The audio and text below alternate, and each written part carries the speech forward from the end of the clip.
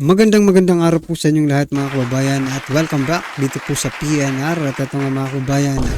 Umamin na si Aimee, nahuli sa hotel, leakage video kumalat na sa publiko. Yan mga kababayan, nagtatanong kung kumalat na daw po sa publiko. Pera na naging bato pa. Nagreklamo na. Yan mga kababayan. Patungkol po riyan ang ating alamin at bibigyan ng komento. At dahil nga po riyan, ito i-share po natin itong usapang ayuda. Ito pong pera naging bato pa. Nagreklamo kasi ang ilan nating mga kababayan dito sa ayudang ito, no? At ito po si Representative Jefferson Kunghun, mga kababayan, ay may patama naman sa Office of the Vice President. Nako, bigyan po natin yang ng reaksyon, yung patama na yan. At eto, Senator Amy Marcos ay meron ding parang umamin na rin si Senator Amy Marcos, no, na hindi dapat mapunta sa kung sino mang politiko itong mga ayudang ito, or hindi dapat ma-involve diyan ang mga politiko sa pamimigay ng ayuda. Well, anyway, bigyan po natin ng reaksyon yan maya-maya lang. At ito na nga, simulan na po natin dito po kay Kunghun, mga kababayan, no? Ito po. Kasama sa responsibilidad ng DSWD at DOLE ang paglulunsad ng mga programang pantulong sa mga taong nangangailangan at hindi ng Office of the Vice President. Ayon po yan kay Representative Kunghun. Ito po ang kanyang sinabi, mga kababayan. Hindi naman responsibilidad ng opisina ng Vice President na magkaroon ng pondo. Sino kaya ang pwede lang magkaroon ng pondo, no? Lalong-lalo na pagdating sa AX, no? Tupad at kung ano-ano pa. Ito ay responsibilidad ng DSWD at DOLE. So yan, mga kababayan. Responsibilidad daw ng DSWD at DOLE. No? Pero may nakikita po tayo mga politiko na namimigay rin ng ayuda like AKAP, mga kababayan. Ano po ang inyong masasabi dyan? At ito namang pamimigay na ito, kaya nga nalagay ko dito, mga kababayan, no? Dito po sa pera na naging bato pa. Dahil po riyan, mga kababayan, na marami pong nagrereklamo sa social media lang, sa mga post ng mga ng mga politiko, makikita mo yung comment doon. Sinasabi nila na hindi naman lahat nabibigyan ng ganyan, no, ng ayuda. Pero pagdating po, no, sa pagbabayad ng tax, lahat naman daw nagbabayad ng tax. Anong masasabi niyo diyan? Ikaw bilang isang nagbabayad ng tax na naghihirap din ngayon, no? Gaya natin, no? Nagbabayad ng tax. Tapos yung iba sa atin hindi nakakatanggap, no, ng ayuda. Wherein yung inaayuda na yan ay galing naman po sa tax natin. Karapatan ba ng bawat isang Pilipino ang makatanggap ng ayuda? Mula sa ating gobyerno, gayong lahat naman tayo ay nagbabayad ng tax. Ano sa palagay niyo po, mga kababayan? Pera na naging bato pa. Diyos ko po. Ito naman po si Senator Amy Marcos. Pakinggan po natin itong kanyang hindi dapat. Ito. Siya, no, si Speaker Romualdez nagmultor na sa AKAP. Ito, pakinggan po natin itong discussion at bigyan po natin ng reaksyon. Just one question. May I know who distributes the AKAP? Ang DSWD ang siyang nagdi-distribute ng AKAP. Personally? Who goes to the venue? Because no senators go to the venue. Ang atin mga social worker at yung mga empleyado ng DSWD na mga paymaster. Who else? Maraming sumasama na politiko, nakikita naman po natin. Okay. Thank you for your answer, Senator Marcos. Alam niyo, nakakatuwa yung akap dahil biglang sumulpot yan, wala naman sa NEP, wala naman sa DSWD budget, wala man lang sa wishlist nila, biglang sumulpot nung nakaraang taon at matapos yun, tinatanong ng lahat, ano ba talaga yung programang yan? Biglang Pebrero, katapusan ng Marso, tsaka lang lumabas yung mga guidelines. Kaya ang sabi nila, minimum wage earners and low income earners. Ang tanong ko, pareho ba yan ng AIX? Hindi daw, kasi ito daw minimum wage. At sabi ko, may minimum wage rin na namatayan na tumatanggap ng AIX. Hindi ba pareho yan? Kaya't nakakalito po. At sa totoo lang, ang version ng Senado, tinanggal ko na po yan. Dahil ang pakiwari ko, walang programa ang pamahalaan na pag-aari ng sino man. Kinakailangan, lahat sumasapi dyan. So yan mga kababayan, walang programa ang pamahalaan na pag-aari ng sino man. Pero bakit itong taong ito mga kababayan, no, sa pamimigay ng ayuda, palaging present? Ha? Bakit kaya? At sinasabi niya pa na galing sa kanilang opisina. Kasi ganito pong nangyayari, no? Pag namimigay po ng ayuda, magsasalita yung isang politiko, magpapasalamat dito sa taong ito. Dito, si Speaker Romualdez. Dahil, di man, no? Yung pera ay galing doon sa speaker. Tama po ba yun, mga kababayan? Gayong sinasabi naman ni Senator Amy Marcos na walang programa ang gobyerno na pag-aari ng politiko ng kung sino man. Bakit itong taong ito palaging present, no, sa mga ayudahan? Baka ayuda king na ito. At dahil dito, kinakailangan na pag-isahin na, isaayos na natin ang mga guidelines. Oh, are you saying there's no ACAP in the Senate version? Yes, I deleted it entirely. How much did you delete, Mr. President, Madam Chair? Yes, 39 billion which was added in the House version and 41 billion added for AIX.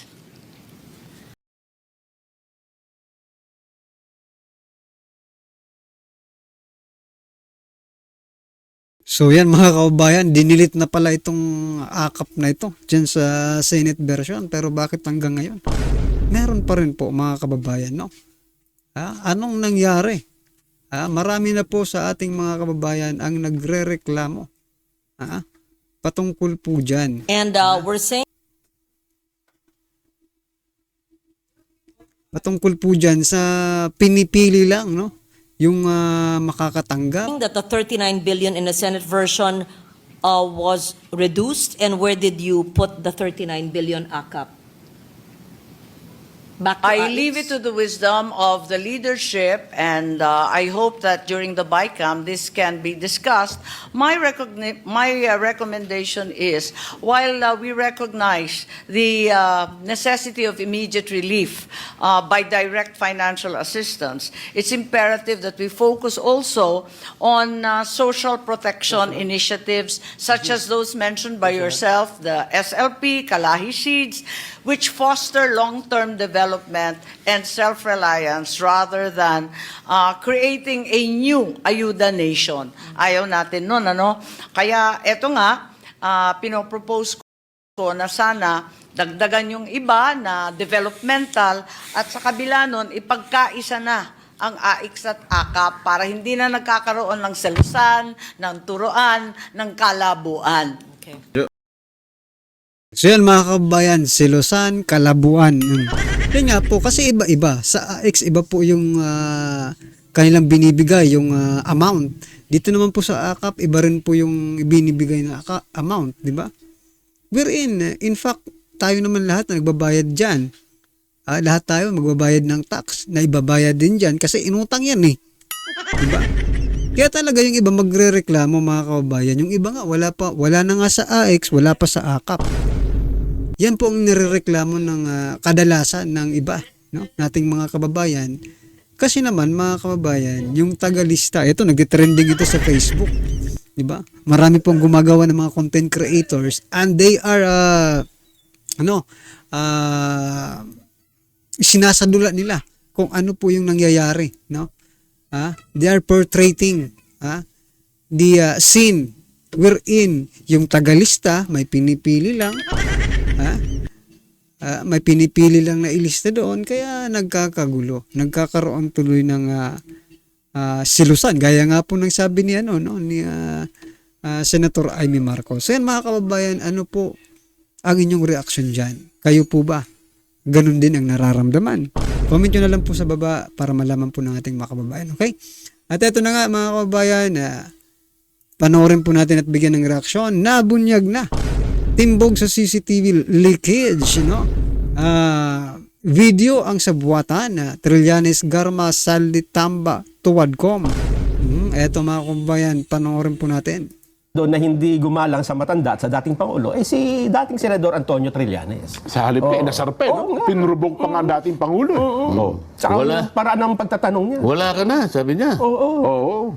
O ano ngayon? Sabi mo, wala ka na. Sabi niya doon. Oo. Ito yung dating Pangulo ng Republika ng Pilipinas. Oo. Kaya nga Nasa batas. Oo. Na kapag ka naging dating Pangulo, yung kaukulang paggalang, hindi mawawala. Totoo. Kaya may gwardiya yung dating presidente. Oo. May mga, Diba? may mga PSG. At ang balita ko nga, totoo ba? Ewan ko kung mayroon na ata nag-move ngayon, ang PMA alumni ay parang balak siyang paalisin si Trillanes. Meron Ito ba? ata silang grupo, yung mga general na mga nagsipagtapos ng PMA, ay parang gusto siyang i-expel sa Philippine Military Academy alumni. So, bahala sila dyan. Yun, hindi natin alam kung tutuloy nila yan. Sana mangyari nga, ano ha? Sana, hindi ko lang alam. Speaking of Trillanes pala, kung may singit ko lang ha, totoo kaya itong nabalitaan natin? Di ba kasi pilit po na tumatanggi itong si dating Senador Sani Trillanes na hindi siya nakikialam sa mga iniimbitahan dyan po sa Quadcom, Kong. Meron pong nakapagpadala sa atin ng impormasyon. Totoo ba ito na parang meron hong bahid ng katotohanan, October 26, dyan po sa Midas Hotel, Kong. Ang Midas Hotel, pag-aari ni Congressman Si Saldico. Aldiga. Saldico. Yun, tama. Oo Sabay nga. pala may-ari niyan? Oo, dating partner sila dyan nila, Kong Albi. At ngayon ay... Partner niya dati dating Senador Manny Pacquiao. Ganun ba? At saka yung aking classmate sa Harvard, Oo. si Mayor Albi Benitez. Opo, oo. Pero parang nagkahiwa-hiwalay na. Ang may-ari na lang si Sabi na ng tama, oo. Congressman Saldico na siya yung ating chairman ng Appropriations Committee. Opo. May nakapagpadala sa atin ng impormasyon eh. Pero teka muna, bago mo ituloy yan. Oo. Lagyan lang natin ng timeline para maintindihan natin mga babayan. Oo. Una, sinabi natin, nakita si Trillanes doon mismo sa Quadcom, di ba? Sa... Yung mga unang hearing, di ba? Mga chairman's office. Oo. Nakita ko yun doon sa program ninyo eh. Ayun Opo, nga. oo. Nasa Guam ako nun eh. Ganun ho ba? Natatawa ko. Oo. Biglang tumapang itong mga bata ko. Ano kaya nakain? Ang una ko naisip, ano kaya ang nakain nila? Ay, tama kayo. Pagkatas, iniba ko yung sarili ko. Baka wala silang makain. Yun na nga po. Alin kaya sa dalawa? Pero yun, bibiruin ko sana kayo. Di ba nung pag-uwi ko, tinext kita kagad? Yes. Diyan, bakit bigla kayong tumapang? Ganun pala kung pag wala nakain, nag-hallucinate. Nag-hallucinate ko. Kasi sabi nila sa atin noon, naku yan katang isip nyo lang yan, di yan totoo. Hallucination nyo lang na si Trillanes na nakikialam dyan sa Quadcom. Oo. Kaya lang, Dito pumutok yun eh. Yun na nga po ko. Anong naging batayan nyo? Yun nga, mabuti nga, nabuksan natin ito eh. Ayun na nga. kasi dun sa mukhang- una ko, hindi ka naman makakalagpas sa una, CCTV ng Congress. May mga tao makakakita sa'yo. Kahit i-deny niya noon yan. Paano nyo nakuha yung Alam niyo naman tayo, CCTV? Kong. Meron kami, May mga, siyempre naman. may mga kaibigan tayo dyan sa Talagang may mga... connection pala kayo. May intelligence tayo eh. So, base sa CCTV, Oo. ano yung napatunayan doon? Mukhang siya ang nagbibigay ng mga command. Ganito, ganyan, Hindi, ganyan. sa CCTV, ano yung nakita doon? Ikuwento ninyo Na para di umano'y pinupulong ni ano di umano nakita na nga eh. Ano ginagawa niya at nasaan siya, anong oras, anong araw, yung mga ganun. Hindi muna namin sasagutin kong yan, ha? Dahil yan sensitibo. Baka mapahamak yung ating Pero, Nung pumunta si Pangulong Duterte, parang inamin na niya dyan, di ba? Oho. Kasi personal napilitan siyang pumunta. Oho. Di ba? At sabi dati, hindi siya nakikialam kasi pag-uusapan niya, ICC pala niya. Yun nga. Ngayon, nainamin pala talaga siyang may koneksyon. Nung natanong siya, di ba? Oo, may Ito connection. bago. Ito naman. Ay, ang pasabog mo ngayon. Oo. Dahil sa tayo nag-hallucinate. Sabi nga ni Executive Secretary, hallucination nyo lamang yan. Siguro nga, nag-hallucinate siguro. Kasi ang sinasabi, dyan daw po sa Midas Hotel, October 26, sa pagitan po ng alas 10 ng gabi, May oras pa. hanggang alas 12 ng hating gabi, binibriefing daw ho ni dating Senador Sani Trillanes, ito pong si Colonel Ruina Garma, Kong. Wala ba kayong CCTV na ipakikita na yung araw na yun, pumasok yung dalawang katauhan na yun sa Midas Hotel? Yun ang... Para mapagtibay natin. Yun ang- Mahirap yung nag-aakusa tayo, pero baka naman hindi. Baka nga po hindi. Ako naman siguro, Kong, nasabi ko, baka nag-hallucinate lang siguro. Yun makapagbigay sa atin ng impormasyon. At nung sumunod na araw, meron pa siyang isang binibriefing daw Na isang Hindi, huwag natin witness. sabihin na nag-hallucinate yung ano. Ako po. Kayo lang ang pero yung baka naman kumpleto sa pagkain yun. Ay, baka nga po, yun Kaya ang ibalance baka sa atin tama ng impormasyon. Baka totoo yung sinabi niya sa'yo. Yun nga po. Hindi ko na, sa next time ko na babagitin kung sino yung pangalawang kanyang binibriefing. So, dalawang tao yung nagbigay ng impormasyon. October 26 at saka 27, Midas Hotel, pagitan po ng Magkasunod alas 10. na araw. Yes po, alas 10 ng gabi hanggang... Parehong oras, gano'n? Mga ganun daw po, nasa pagitan ng ganung oras, Kong. Siguro itatanong nila, ano namang masama? Bagay, wala nga siguro namang masama yan. Kung binibriefing na naman pala niya. Kung sino man na binibriefing niya doon. Sino nagsabing anong masama? Kasi yun yung tanong ng Yun ang ilang malimit vlogger sa atin. mga vlogger. Ano namang masama kung nagtuturo si Trillanes? Ano namang masama kung... Nandun siya sa hearing. Sa hearing na yun. Hindi naman umaten doon, di ba? Lahat naman na niya, welcome doon. Ako nga niya, nandun din ako. Hindi lang ako nakikialam sa Hindi, noong hearing. October 27, 28 ba yan sinasabi? 26, 27, Kong. Kailan ba nakakulong yung Garma? Kailan ba siya na...